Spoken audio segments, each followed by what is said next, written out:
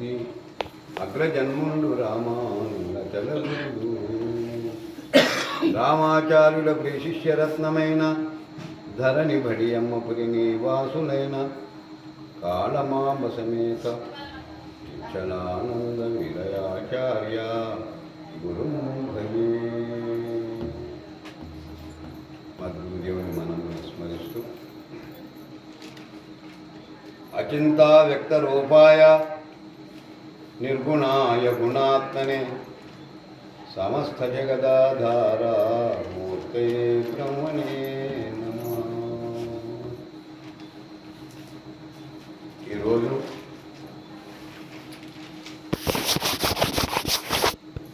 కొత్తపల్లి గ్రామంలో ఇది విచారిస్తే చాలా మూలకొట్టు గ్రామం. మీకు ఇంకా మూలకొట్టు గ్రామం. మాకు ఊరు ఇక్కడ దగ్గర ఉంటుంది. ఆయన బీజవ్యాప్తి అంటే గింజలు ఎక్కడో ఉంటే ఎక్కడో పోయి బీజం మునిగిస్తున్నట్టుగా మరి ఈ గ్రామంలో చిన్నప్ప గారు, వారి ధర్మపతి లాలమ్మ గారు, వారి కుమారులు, కోడళ్ళు, నిజంగా నేను వాస్తవం చూడబట్టి 15 సంవత్సరాలు అయితే 15 సంవత్సరాలు నేను చూడబట్టి. వారు ఒక మాట అన్నారు అయ్యగారు, సత్యనారాయణ వ్రతం అంటే నారాయణ అంటే ఎవరు? ఆ సత్యనారాయణ కాదు, శ్రీమన్నారాయణం సూర్యం సద్గురు విక్షో నమో నమ. ఆ నారాయణుడు ఈ నారాయణ వీరు కాదు, అదే నారాయణ. కానీ లోకం ఏమో అంటుంది. సరే, ఆ లోకం కూడా మనకు అవసరం లేదు. కాబట్టి తన నిత్యకృత్య ధర్మంగా ప్రపంచంలోని వాచాట ప్రకారంగా తన వ్రతాన్ని నిర్మించుకొని మరియు తన గురువైనటువంటి యొక్క సర్వాధ్య స్థానటువంటి యొక్క పెద్దలు అచలానంద రెల్ల గారి యొక్క పాదపూజ మరియు బస్వయారు యొక్క పాదపూజ మరి అందరి పెద్దలను ఆహ్వానించి, భక్తులను ఆహ్వానించి మరి ఈ కార్యక్రమానికి పెట్టడం ఇప్పుడే కాదు, మున్ముందు కూడా తన జీవితం ఉన్నంత పర్యంతరం ఈ గృహంలో గురువు ఆశిస్తులు, గురు కార్యక్రమం జరగాలని ఆ సద్గురుములతో ఆశిస్తూ మరి వారి కుటుంబ సభ్యులకు వారికి సదా గురు ఆశిస్తులను కోరుతూ మరి సభకు సర్వజగా ఉన్నటువంటి యొక్క కిరణ్ గారికి మరియు బసిరెడ్డి గారికి మరియు భీమయ్య గారికి, పెద్ద మనిషి వెంకటయ్య గారికి మరియు పెద్దలందరూ సాంప్రదాయ పరిస్థితులందరికీ కూడా సదా గురు ఆశిస్తున్నాను కోరుతూ మాట్లాడారు. మరియు మా మేది అల్లంగా మీరే మాట్లాడండి, మేము వింటాం. అట్లా నిశ్శబ్దం కూర్చో చెప్పినాడు ఆయన. రెండే ముచ్చాడు, మంచి విషయాలు చెప్పాడు. అది అర్థమైతే తెలుస్తుంది. నిశ్శబ్దం ఎక్కడ ఉందో అది గురుస్తుంది. శబ్దం ఎక్కడ ఉందో అది ప్రపంచం. నిశ్శబ్దం బ్రహ్మముచ్యతే.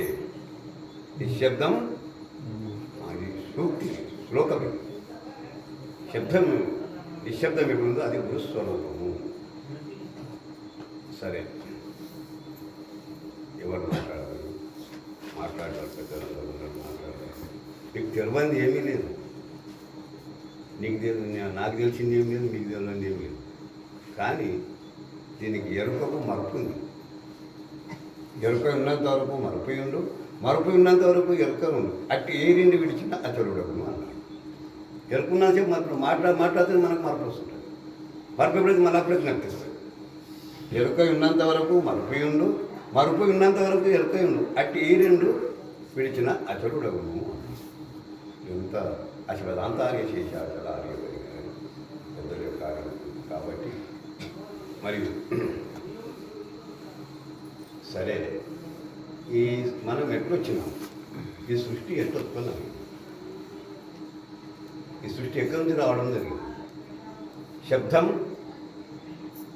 శబ్దంకి వెళ్ళి నిశ్శబ్దం, నిశ్శబ్దం నుంచి శబ్దం, నిశ్శబ్దం మీద శబ్దం ఉంది. శబ్దం ఎప్పుడు నిశ్శబ్దం, ఆ శబ్దమే ఓంకారం. అదే ప్రణవాఖ్యం. ఓం అని మీరు ఓంను చరించినారు. ఎందుకు చరించాలి? ఓం మీరు ముందు ప్రథమం ఓంను చరించారు. ఓం ఎందుకు మనము అనాలి? ఓంకార వదనాదేవి వయాకార భుజద్వయి చికార దేహమధ్యాచ మమకార భుజద్వయి భూతిరి భీతేరి మీరు చదివిందండి. భుజం మనం విభూతి పెట్టిన కూడా భయపడతారు, సిగ్గుపడతారు, పొట్టు పెట్టిన తద్దుపడతారు. ఎందుకు? అది మీకే చెప్పాల్సిన అవసరం. ఈ తిల్లాల్సింది నామము నన్నాసి అంటే ఏమి లేదు. తిల్లాల్సింది ఆయులు కాదు. ఈ దీన్ని అతనికి పోవాలి కానీ దాన్ని అది ఆయన మాట ఆయన నేను అది చేస్తా ఇది చేస్తాను అని దీంట్లో ఈ తిల్లాల్సింది నామం నన్ను. మన గురుభక్తులు కానీ ఇటు పెట్టమంటారు. ఈ భూతి ధరించిన ఏ భూతమును రావాలి. భూతాలంటే దయాజ్ఞానంటారా? భూతం అంటే ప్రాణం. అమాత్మ సర్వభూతాత్మ. భూతం అనగా అర్థాత్మ భావంతో మనం బాగా గ్రహించాలి. బోధంటే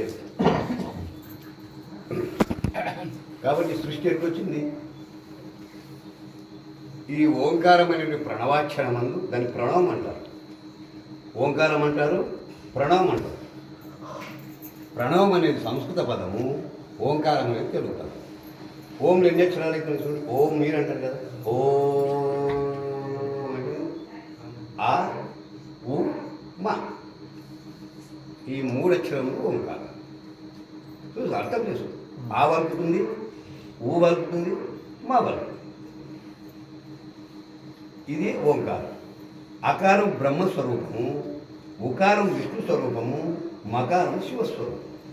త్రిగుణాశ్వైపానికి స్వరూపం అనేటువంటి త్రిగుణాత్మక స్వరూపం, గుణాత్మకం.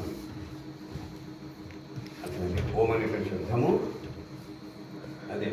నువ్వు నిశ్శబ్దంగా నీవు ఏకాంతంగా నువ్వు ఉన్నప్పుడు ఆలోచన చేసుకుని నేను ఓంకారం దొరుకుతుంది. నువ్వు నోటికి ఓం అన్నాం కాదు, నువ్వు దాని ఎందుకు మనసు నుంచి చూస్తే ఓంకారం దొరుకుతూనే ఉంది. అదే నాదం, అదే సోహం, అదే నాదు బిందు కళ. కానీ దానికి గురువాక్యం గ్రహిస్తేనే అది అర్థమైంది. అందుకొరకు